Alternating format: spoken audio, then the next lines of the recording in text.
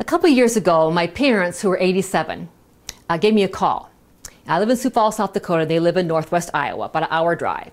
And Mom said, "Elizabeth, I need you to come and help me in my house. I need to help downsize and go through some things. Would you help me?" I said, "Oh, I'd love to, Mom."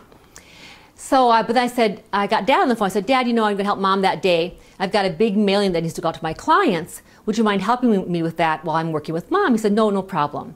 So he did. He did this beautiful job of packing up all these boxes. And then when I took the picture, he had to act like he was really tired. But he was 87, so maybe he was tired.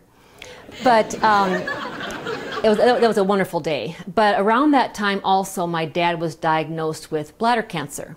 And because of his age, previous health ailments and so forth, and previous heart surgery, they knew that if they did surgery on him, that would kill him. And so he decided to live with the cancer. And he had 2 pretty good years. But in February of this year, we found out that the cancer had spread, and he went to the hospital because he had an infection. And the antibiotics helped it a little bit, but they knew that wasn't going to help very much. And my dad made the very courageous decision to stop all treatments and just live life out whatever days he had left. And so the day we made that decision, I traveled the next day, and that's the day they moved him from the hospital to hospice. So I was back in town the next day, so I got to Iowa as fast as I could, and I walked into his room at hospice. And he was very disoriented. He didn't know why he wasn't in the hospital, why was he here. He was very confused. But his biggest confusion was about the time.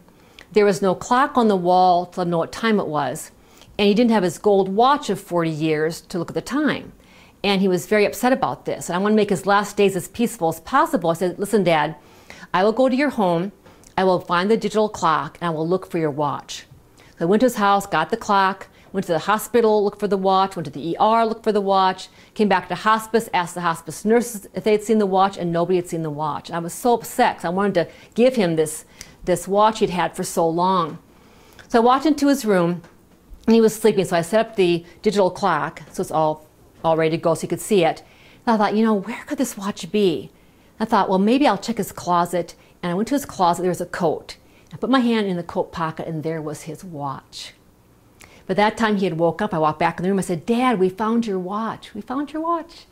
And I picked up his frail hand. I put his watch back on him. He looked up at me with a smile on his face and said, "Man, things are really looking up.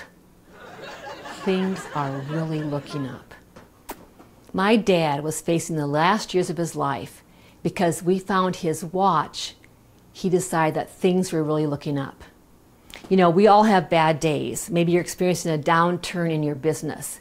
But if we look hard enough, we can always find something to say, you know what? Things are really looking up. You know, if you look for the good, you find the good.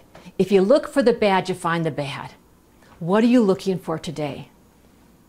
I hope it's a gold watch, because things are really looking up.